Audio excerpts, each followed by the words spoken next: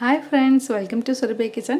ഇന്ന് നമുക്ക് തയ്യാറാക്കാം വളരെ സിമ്പിളായിട്ടുള്ളൊരു സാൻഡ്വിച്ച്. ഇത് വെജിറ്റബിൾ സാൻഡ്വിച്ച് ആണ്. എങ്ങനെയാണ് തയ്യാറാക്കുന്നത് കണ്ടു നോക്കാം. ഇവിടെ ഇതൊരു മിക്സിയുടെ ജാറാണ് എടുത്തിരിക്കുന്നത്. അതിലേക്ക് നമുക്ക് കുറച്ച് ഐറ്റംസ് ചേർത്ത് കൊടുക്കാം. ഇവിടെ ആദ്യം ചേർത്തുകൊണ്ടിരിക്കുന്നത് മല്ലിയിലയാണ്. അപ്പോൾ കഴുകി വൃത്തിയാക്കിയ മല്ലിയില ചേർക്കാം. പിന്നെ പുതിനയിലയാണ് അടുത്തത് ചേർക്കുന്നത്. ഇതും രണ്ടും ഏകദേശം ഈക്വലായിട്ടാണ് ഞാൻ എടുത്തിരിക്കുന്നത്. പിന്നെ എരിവിന് ആവശ്യമായ പച്ചമുളകും ഒരു പീസ് ഇഞ്ചിയും കൂടി ചേർത്തിട്ടുണ്ട്. പിന്നെ ലെമൺ ജ്യൂസ്, പിന്നെ ആവശ്യത്തിന് ഉപ്പ് എന്നിവയൊക്കെയാണ് ഇതിൽ ചേർത്തിരിക്കുന്നത്. ഇനി ഇത് നമ്മൾക്ക് നന്നായിട്ട് അരച്ചെടുക്കാം. ഇതിവിടെ നല്ല പേസ്റ്റ് രൂപത്തിൽ അരച്ചെടുത്തിട്ടുണ്ട്. ഇനി നമ്മൾക്ക് തയ്യാറാക്കേണ്ട ബ്രെഡ് ഇങ്ങോട്ട് എടുക്കാം. ഇവിടെ ഇത് 4 സ്ലൈസ് ബ്രെഡാണ് എടുത്തിരിക്കുന്നത്. ഇവിടെ ഇപ്പോൾ വീറ്റ് ബ്രെഡാണ് ഞാൻ യൂസ് ചെയ്യുന്നത്. സാധാരണ ബ്രെഡ് നമ്മൾക്ക് എടുക്കാം. അപ്പോൾ നമ്മൾ തയ്യാറാക്കിയെടുത്ത ഇനി ചട്നി എല്ലാ സ്ലൈസിലും ഒന്ന് സ്പ്രെഡ് ചെയ്ത് കൊടുക്കാം.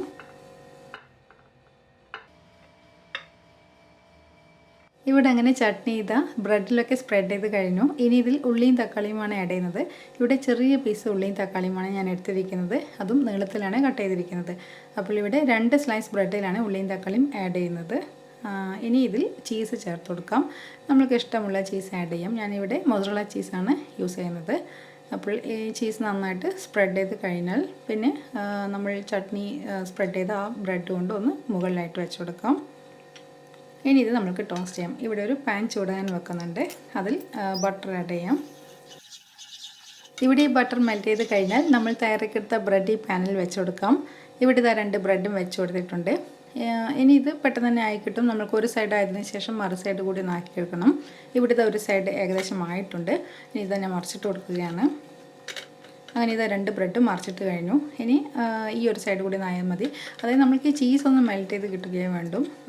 ഫ്രഷ് ബ്രെഡ് തന്നെയാണ് എടുത്തിരിക്കുന്നത്. അപ്പോൾ കൂടുതൽ ടൈമൊന്നും വെച്ച് ഈ ബ്രെഡ് കരിച്ചെടുക്കുകയൊന്നും വേണ്ട. ഇവിടെ ഇത് 2 ബ്രെഡും ആയിട്ടുണ്ട്. അപ്പോൾ ഇനി ഞാൻ ഇതൊന്ന് കട്ട് ചെയ്ത് കാണിച്ചു തരാം.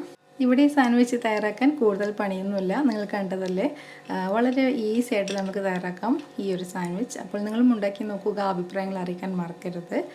ഇത് കട്ട് ചെയ്തെടുത്തിട്ടുണ്ട്. ഇനി നമ്മൾ കഴിക്കട്ടെ. അപ്പോൾ ഇനി പുതിയ റെസിപ്പി ആയിട്ട് നമുക്ക് വീണ്ടും കാണാം. താങ്ക്